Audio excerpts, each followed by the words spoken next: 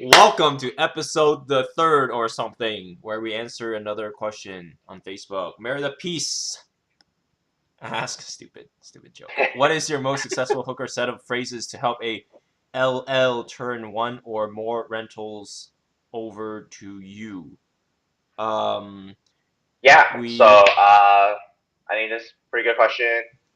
Um, so our, I guess, like marketing email or telephone call usually consists of us telling people right away what we're trying to do. Let's get that out of the way first. Don't lie to your potential landlord. Don't try to say like, you know, oh, we're gonna live in it ourselves and we're just gonna have a bunch of people over all the time. Like, don't lie. Just be like, hey, I'm renting your place because I want to operate this business out of it. This is what the business is. This corporate rentals or short-term rentals, whatever you want to call it. I think our strong pitching point is that we're we're better than a traditional like lease because we're here to operate a business, right? We're here to be professionals. We're going to give you money every month because it's a business and we want to stay afloat. Um, and we argue that we generally take better care of the units because we always have people going in and cleaning the units, taking care of the units, because we also want the unit to look good. We don't want the unit to like fall into disarray. We don't want the unit to have like issues when they have like any, get like dirty, right? Like no one wants to come into your Airbnb and see it's hella dirty and like gonna give you a good review. That doesn't look good for anybody. Um, So yeah, I think for us it's like, we're gonna pay rent on time. You don't have to deal with like any headache from us. If minor things break, we're gonna fix it because it's easier for us to fix something than to wait for the landlord to turn around. Of course, if like the washer or dryer breaks, like we're not gonna fix that. That's definitely an issue that we reach out to the landlord about. And I think that the third thing is like we will take good care of your unit because we need to take good care of your unit um, for our business to like still be a good business. Um, yeah, Angelo, do you have anything you want to add? yeah, Or I mean, incentives are aligned, like Andrew said, for tenants if they're not paying.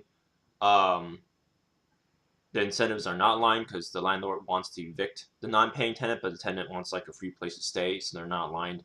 But let's say we somehow cannot pay the landlord, it's very neutral. Like they don't even need to evict us; we can just go and they can find new tenants. Not a big deal.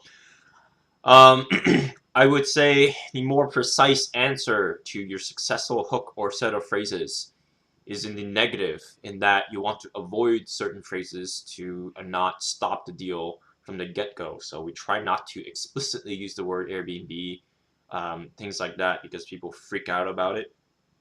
Um, yeah, because people just don't understand new things because they're old.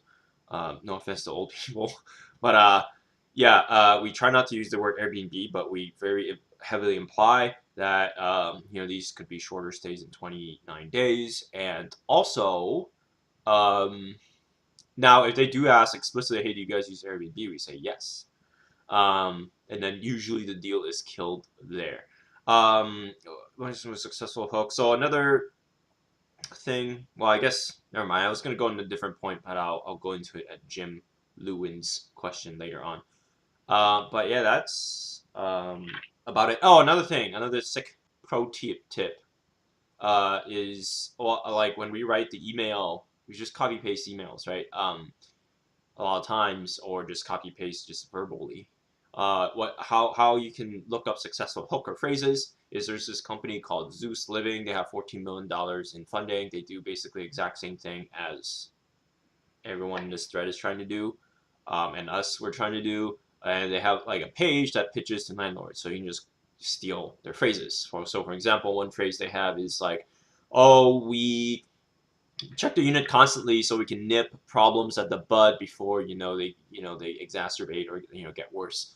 So you can basically copy paste that, or in your verbal script or your email script, or paraphrase it, and all the other points. So that's another thing. But yeah, that's about all I got for this question. Anything else to add, Andrew? No, I think that's pretty much right. All right. All right, cool. We'll see you on the next episode.